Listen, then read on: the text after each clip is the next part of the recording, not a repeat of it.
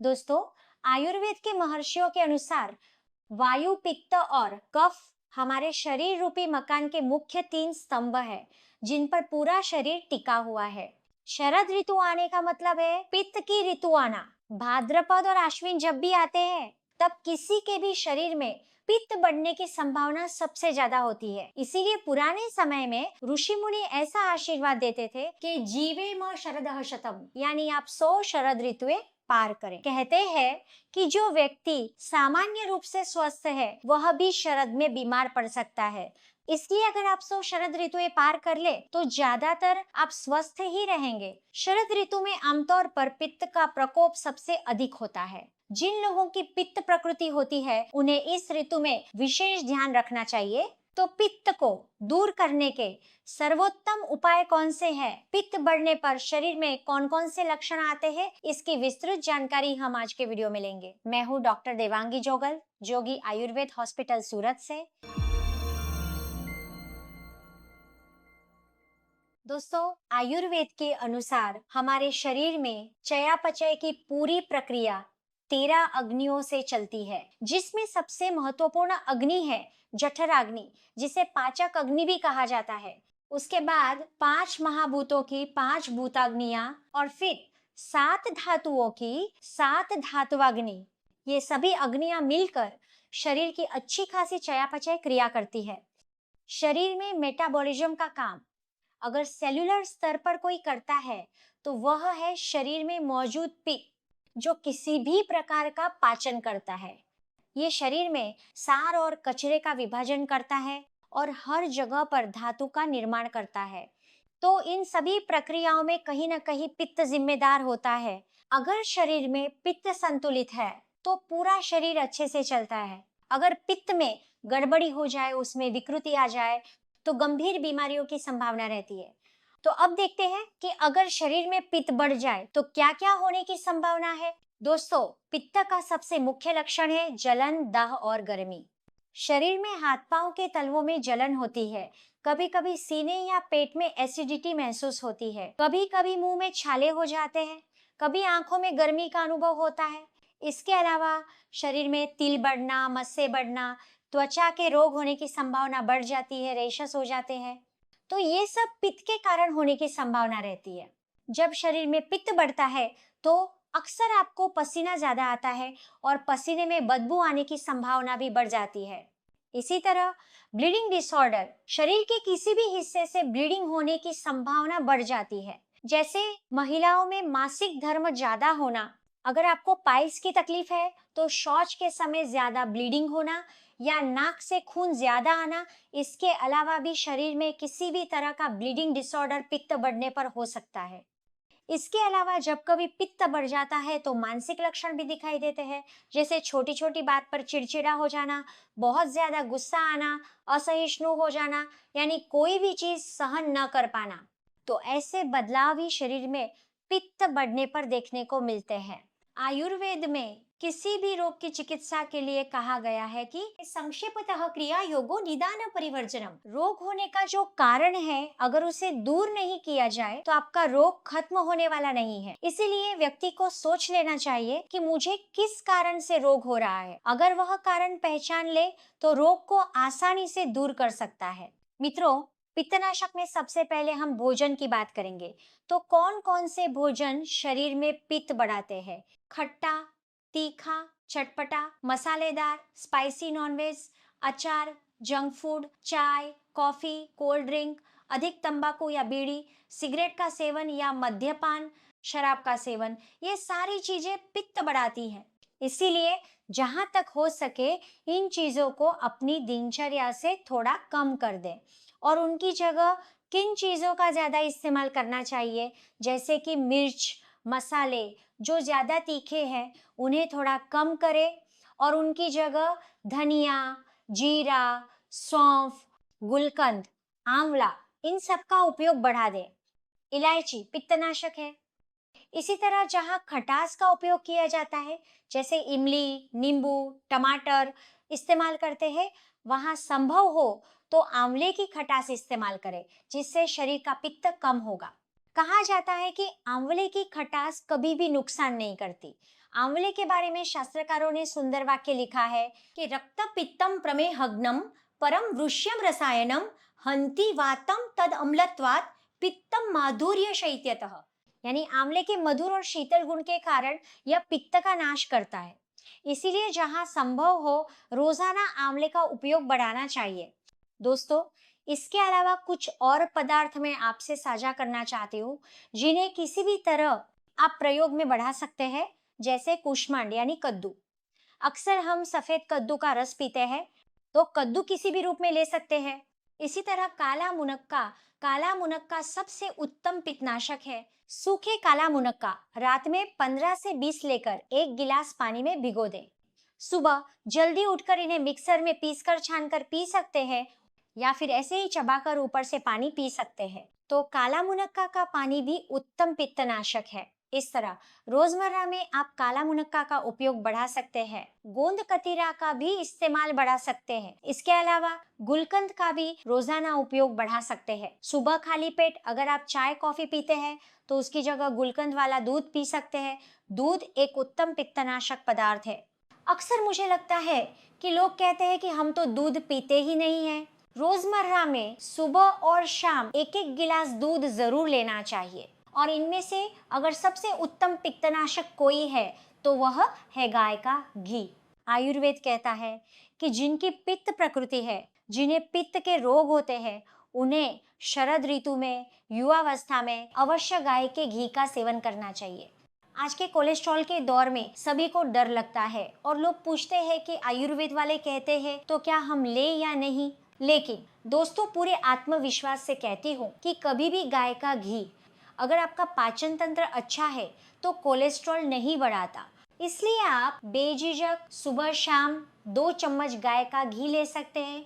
दूध में डालकर भी पी सकते हैं। इसे हलवा या लड्डू बनाकर ले सकते हैं। रोटी में या दाल भात में ऊपर से डालकर भी ले सकते हैं। लेकिन किसी भी तरह रोजमर्रा में गाय के घी का सेवन बढ़ाना चाहिए।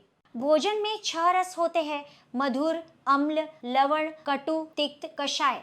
मैंने कहा कि खट्टा, तीखा और नमकीन पित्त बढ़ाते हैं, तो इसके विपरीत मीठा, कसैला और कड़वा, ये तीनों रस ऐसे हैं जो पित्त घटाते हैं। इसीलिए हमने बात की है कि मीठी चीजें जैसे अंगूर, किसी भी प्रकार का दूध पाक, बासुंदी, खीर जो दूध और चीनी से बनी हो, उसका भोजन में अधिक उपयोग कर सकते हैं। आप देखिए कि ऋषि मुनियों ने कितना अद्भुत विज्ञान रचा है। हमारे त्योहार कितने सुंदर ढंग से बनाए गए हैं कि शरद ऋतु में श्राद्ध पक्ष आता है, यानी भाद्रपद महीने में पितृ पक्ष में हम खीर, दूध पाक, बासुंदी ज्यादा बनाते हैं। नवरात्रि में माता जी को खीर अर्पण करते हैं। शरद पूर्णिमा के समय दूध पोहे खाते हैं। तो ये सभी दूध से बनी चीजें उत्तम पित्तनाशक है। गाय के दूध से बना मक्खन, जिसे नवनीत कहा जाता है, उसमें अगर खड़ी शक्कर डाल दें तो वह भी पित्तनाशक बन जाता है। तो मीठी वस्तु पित्तनाशक है। इसी तरह कसैला पदार्थ जैसे आप अनार ले सकते हैं, आंवला ले सकते हैं, ये भी पित्तनाशक है। और कड़वी चीज जैसे नीम है, करेला है, तो ये भी पित्तनाशक है। इस तरह भोजन में मधुर यानी मीठा, तिक्त यानी कड़वा और कषाय यानी कसैला, इन 3 रसों का उपयोग बढ़ाने से शरीर में पित्त को हम संतुलन में रख सकते हैं। तो मित्रों, पित्त दूर करने के श्रेष्ठ उपाय में सबसे पहले हमने इसकी बात की। अब दूसरी महत्वपूर्ण बात यह है कि आप कब खाते हैं। आमतौर पर मार्केटिंग फील्ड में जो लोग जॉब करते हैं, ऐसे मरीज मुझसे कहते हैं कि मैडम, सुबह भरपेट खाकर हम निकलते हैं, फिर पूरे दिन खाने पीने का समय नहीं मिलता। शायद शाम को 4-5 बजे एक वड़ा पाव खा लेते हैं और फिर रात को घर पहुंचते हैं, तब खाना खाते हैं। आयुर्वेद कहता है कि दोपहर 12 से 2 बजे के बीच दोपहर का भोजन लेना चाहिए। ये पित्त काल होता है जब अधिकतम पाचक एंजाइम का स्राव होता है, और अगर आप शरीर में उस समय भोजन नहीं डालते तो शरीर में दूसरी तरह से बाहर निकलने की कोशिश करता है। फिर जब आप 4 बजे कुछ खाते हैं तब पाचक रस नहीं स्रावित होते, इसलिए अपच हो जाता है।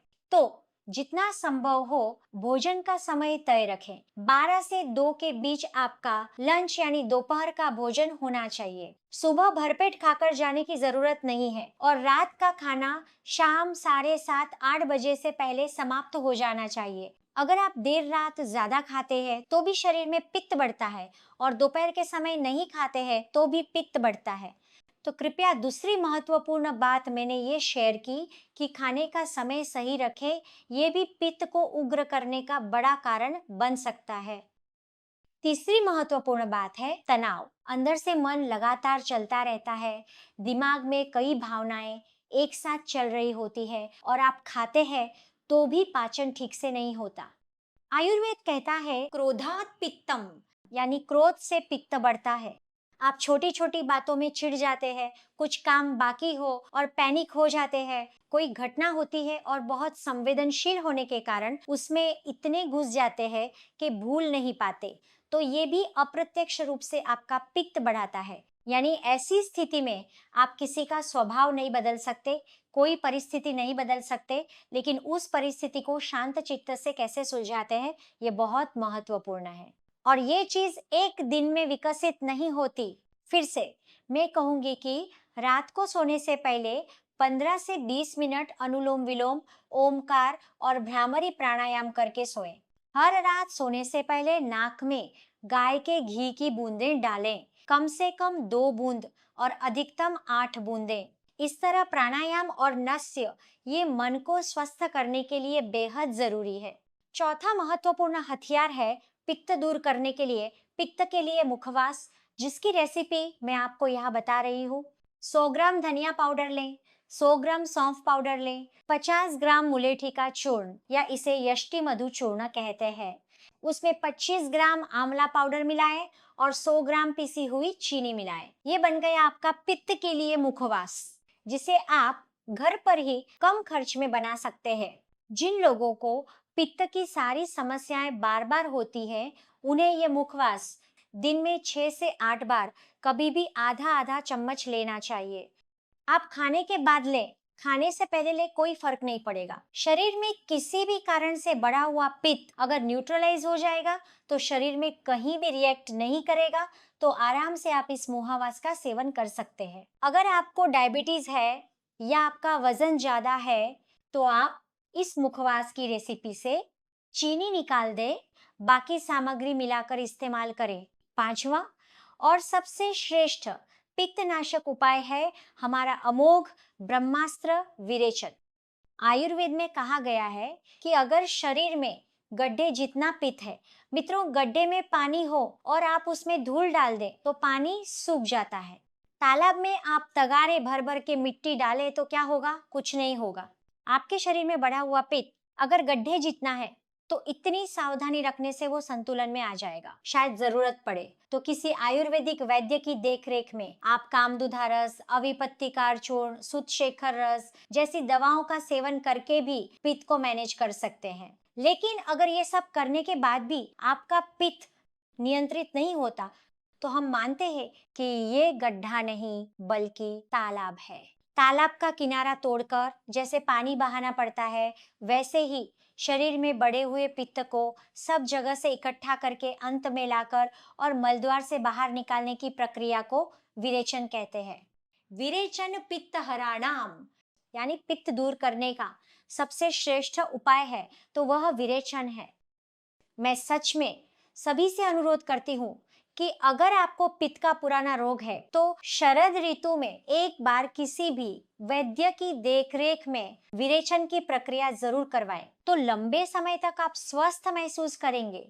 लेकिन जरूरी है कि विरेचन किसी वैद्य की निगरानी में ही होना चाहिए, ये घर पर करने वाली प्रक्रिया नहीं है।